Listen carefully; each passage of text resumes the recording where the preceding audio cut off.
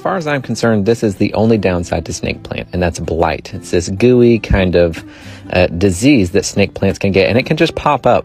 Now, there are some things you can do to prevent it. You don't want to water the leaves. When they're kept indoors, they're not able to dry out fast enough, and sometimes they can get leaf blight that way. But this is how I take care of it. You cut below the affected area about 1 inch or 2, and then I like to shape it to a point so it doesn't stand out so much. You don't have to do that if you don't want to, but there you go. Easy fix. This plant was definitely due for a repot. As you can see, the roots coming out of the drainage holes right here, that's a classic sign that your plant needs to be repotted. When the roots are coming out that far, we do try to be careful and cut them out of the pot. We don't want to damage those long roots. They're super valuable to the plant. So we will cut around it. It's kind of a special situation, and voila, we will just pull them right out of there. That worked out really well. Monstera, philodendrons, aeroids in general, they really like to have a nice, airy, chunky mix. Yes, they do want to retain some moisture, so we do use some regular general purpose potting soil, but we throw some bark in there, we throw some charcoal in there, we throw some perlite in there, and that really gets a lot of air to the roots, which is super important for aeroids. We just went up 1 pot size here. It was in a 7-inch pot, and this is an 8-inch pot.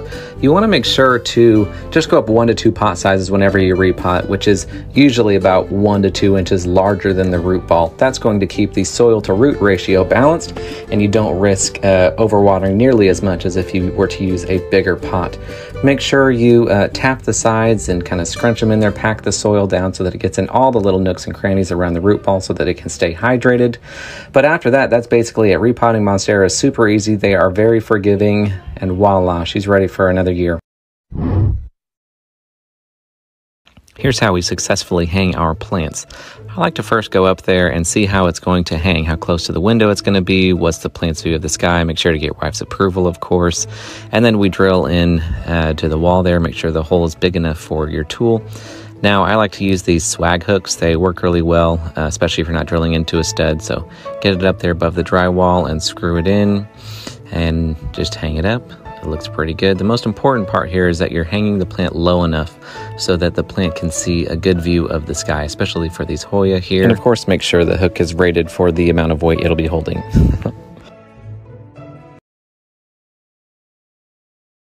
I recently posted this plant cake tutorial and it's going a little viral, so I wanted to show you guys how I made it.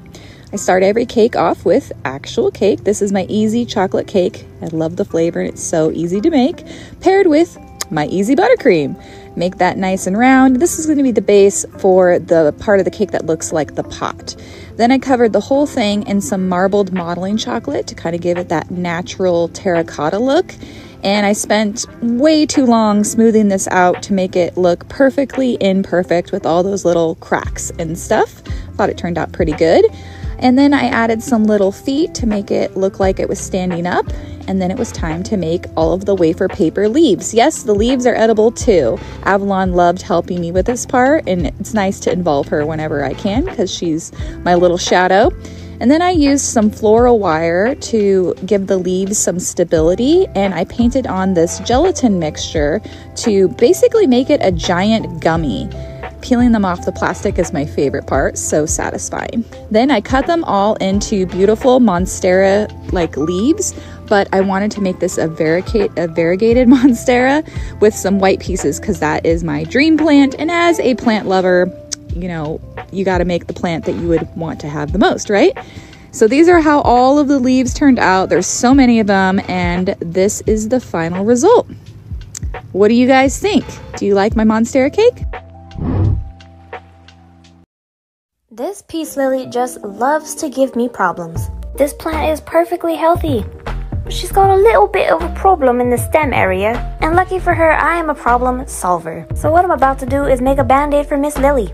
All I'm gonna do is cut open a straw, slice it down the middle, then I'm gonna put it around the bent area and squish it down to hold it in place. And over time, her stem will fix itself.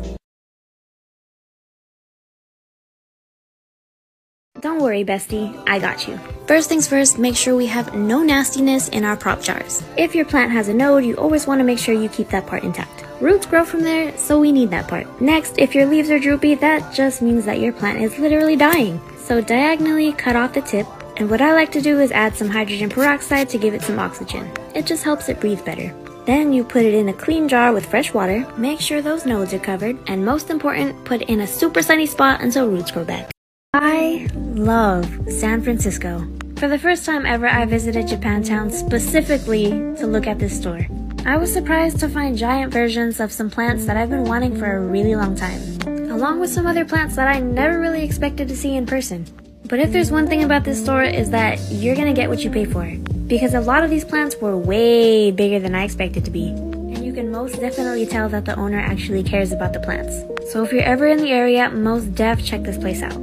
Once again, I bought a beat up plant from Home Depot. It was really root bound and I was not having it. So I did what I do best and went straight into surgery. The whole thing came in one big clump. So I ripped it apart, shaved it down, and dipped it in rooting powder. Because let's face it, I'm way too impatient to grow the roots in water. And since I would be soil propagating, I decided to try out these grow bags from Jen Garden. There's a lot of reasons why, but I'm too lazy to say them, so I'm just gonna list them here. I added some support systems so the plant wouldn't flop over, gave it a proper name, and of course water to reduce transplant shock and welcome the plant to its new home.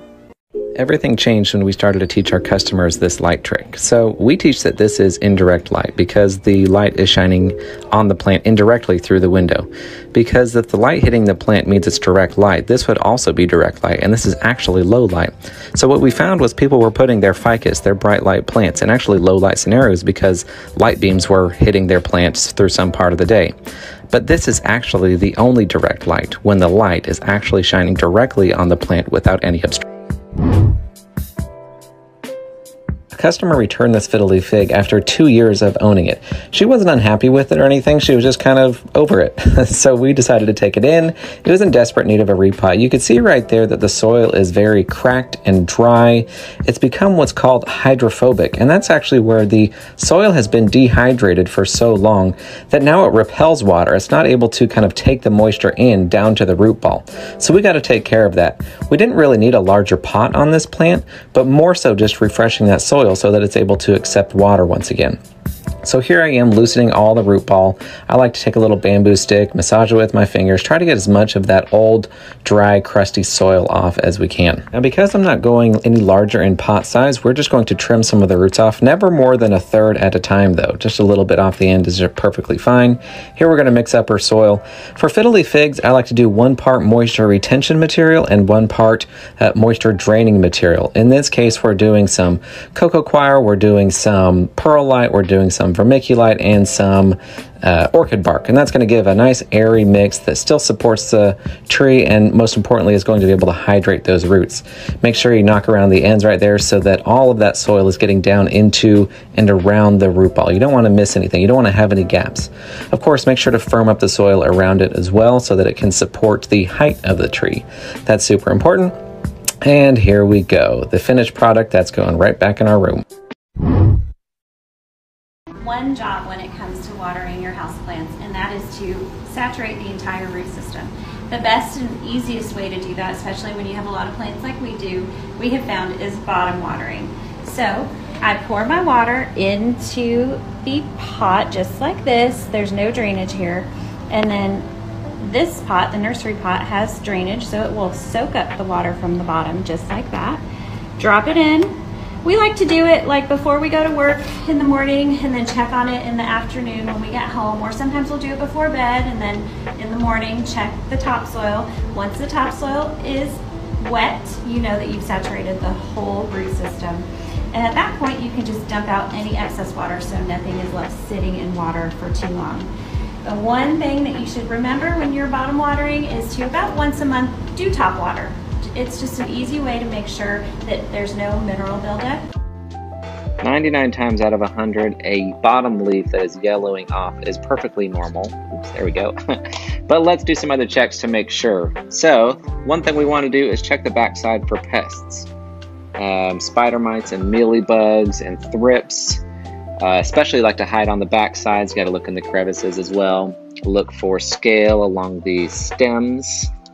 And all this will ensure that this is indeed just natural die-off. Let's see if we have any problems with our new growth. All new growth looks really healthy. I'm going to chalk this one up to just good old natural die-off. This leaf has been working for a long time. It is aged out. It's ready to go.